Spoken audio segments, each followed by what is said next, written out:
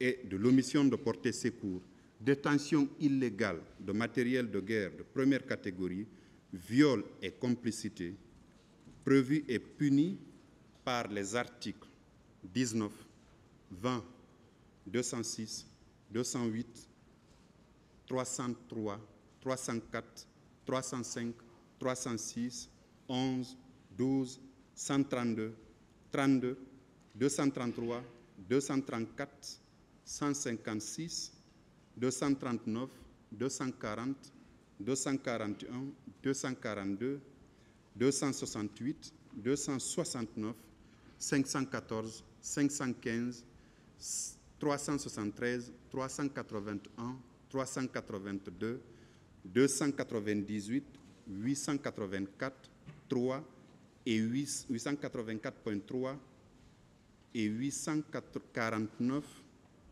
en ceux de crimes contre l'humanité et autres responsabilités contenues dans les dispositions des articles 194, 195, 196, 197, 198, 199 du Code pénal, 7, 25, 27, 28, 29 et 30 du statut de Rome de la Cour pénale internationale du 17 juillet 1998. Constater le décès de Mamadouba Toto Camara, suivant déclaration de décès numéro 021 657 en date du 27 septembre 2022, établi par l'hôpital de l'amitié sino-guinéenne et par conséquent dire que l'action publique est éteinte à son égard.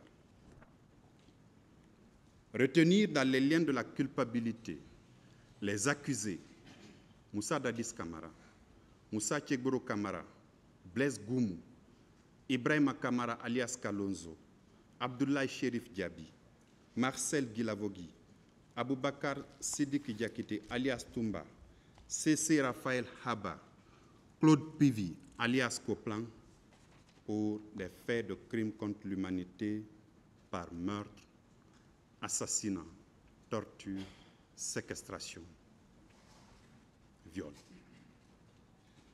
et responsabilité du supérieur hiérarchique. Mamadou Aliou Keita, Alpha Amadou Baldé, Paul Mansa Guilavogui pour des faits de crimes contre l'humanité par viol et torture.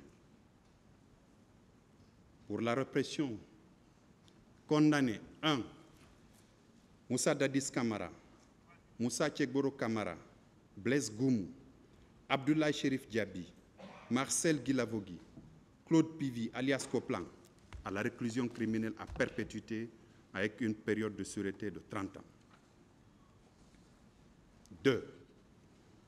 Alpha Amadou Baldé, par défaut, à la réclusion criminelle à perpétuité avec une période de sûreté de 30 ans. 3. Ibrahima Kamara alias Kalonzo, Aboubakar Sidiki Diakité alias Toumba et Paul Mansa Guilavogui à 15 ans de réclusion criminelle. 4. Mamadou Aliou Keita et C.C. Raphaël Haba à 14 ans de réclusion criminelle. Décerner mandat d'arrêt contre les accusés Alpha Amadou Baldé et Claude Pivi alias Coplan. Le tout en application des dispositions des articles 6, 114, 116, 194, 195, 196, 197, 198, 199, 207, 267, 268, 269, 332, 232. Monsieur le Président, le principe du contradictoire est ainsi garanti. Aucun accusé ici n'a été interrogé sur les éléments constitutifs des crimes contre l'humanité. Aucun. Aucun accusé ici n'a été interrogé sur les éléments constitutifs de la responsabilité de commandement des supérieurs hiérarchiques et chefs militaires. ce n'est pas au prononcé de votre décision qui vont être situées autrement sur des infractions qui n'ont rien à voir avec celles qui ont été débattues ici. Ce n'est pas par effet de surprise, ce n'est pas possible, eux-mêmes le savent. Je pensais, Monsieur le Président, honorable assesseur, qu'à un moment, ce parquet allait comprendre, capituler, renoncer à cette demande de requalification, parce qu'il sait qu'à ce stade de la procédure, il est impossible, juridiquement parlant, d'envisager la requalification. En tout cas, si c'est le droit qui doit se dire dans ce prétoire. Si c'est le droit qui doit être dit, c'est impossible.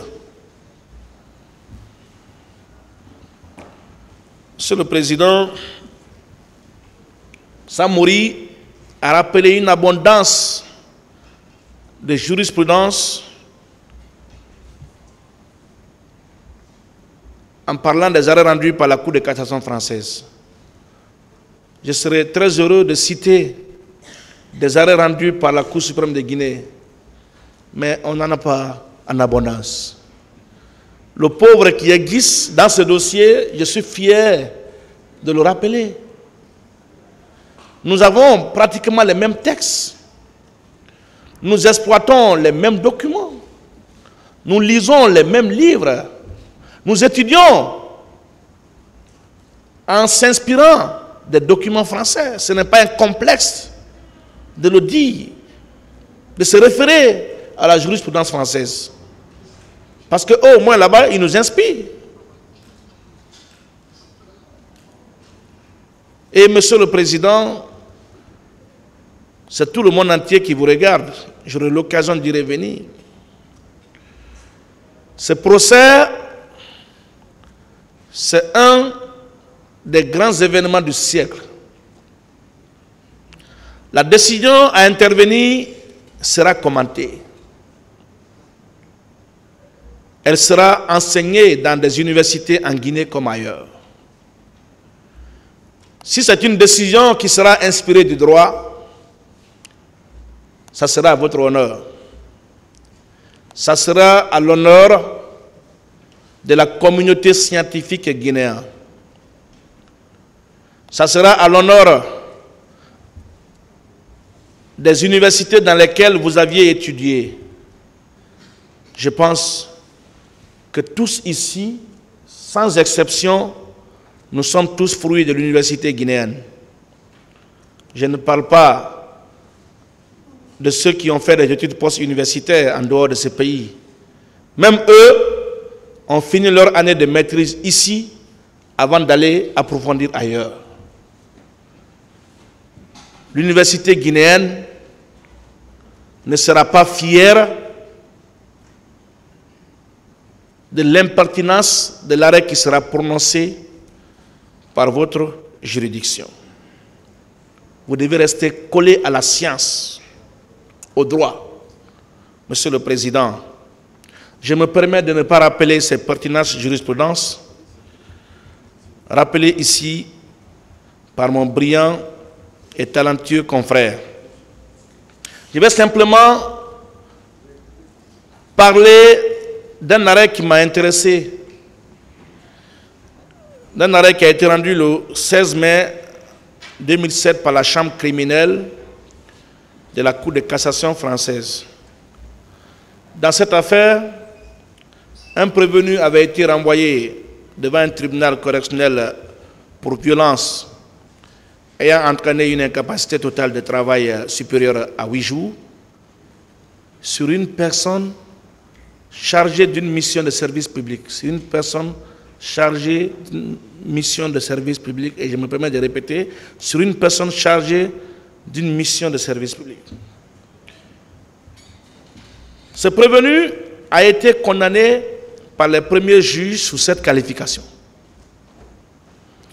La Cour d'appel de Riom, par un arrêt en date du 5 octobre 2006, l'a toutefois déclaré coupable, non pas de violences ayant entraîné une incapacité totale de travail supérieure à 8 jours sur un agent chargé d'une mission de service public, mais sur un agent exerçant les fonctions de gardiennage ou de surveillance d'un immeuble à usage d'habitation, ce qui constituait une circonstance aggravante.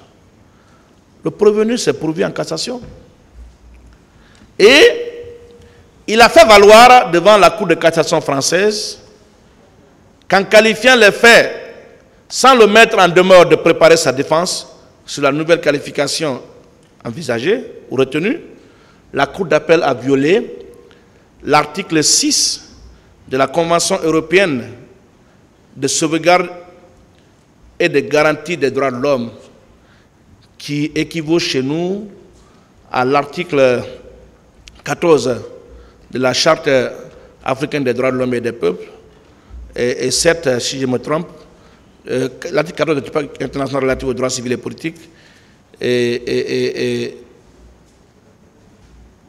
autant pour moi 14 de la Charte africaine des droits de l'homme et des peuples. Donc, la Cour, dans son arrêt,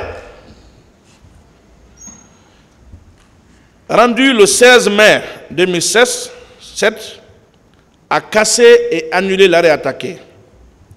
La Cour a retenu que s'il appartient aux juges répressifs de reciter aux faits dont ils sont saisis leur véritable qualification, c'est à la condition que le prévenu ait été mis en demeure de se défendre sur la nouvelle qualification envisagée. Et la Cour a retenu que la Cour d'appel de Riom a violé ce principe en n'invitant pas le prévenu à se défendre sur cette nouvelle qualification.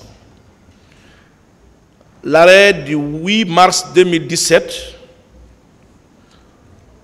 rendu par la Cour de cassation française, je parle de l'arrêt numéro 15 82 657, a également abondé dans le même sens.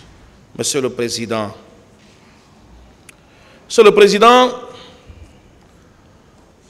la procédure pénale doit être équitable et contradictoire et présenter l'équilibre des droits des parties. Ce sont les premiers mots du Code de procédure pénale. La première phrase écrite dans notre Code de procédure pénale est celle que je viens de rappeler. Et au terme de l'article préliminaire, alinéa 8 du Code de procédure pénale, il est dit ceci. Toute personne a le droit d'être informée des charges retenues contre elle et d'être assistée d'un défenseur dès son interpellation ou sa détention. Monsieur le Président, ces dispositions légales nous enseignent ici que la requalification des faits doit satisfaire aux exigences du droit à un procès équitable, garanti tant par l'article préliminaire du Code de procédure pénale, 14 du Pacte international relatif aux droits civils et politiques, et 7 de la Charte africaine des droits de l'homme et des peuples. Monsieur le Président, aller dans le sens de la requalification serait violer le droit à un procès équitable, serait violer le principe du contradictoire qui s'impose à vous, Monsieur le Président, serait surprendre les accusés dans leurs droits.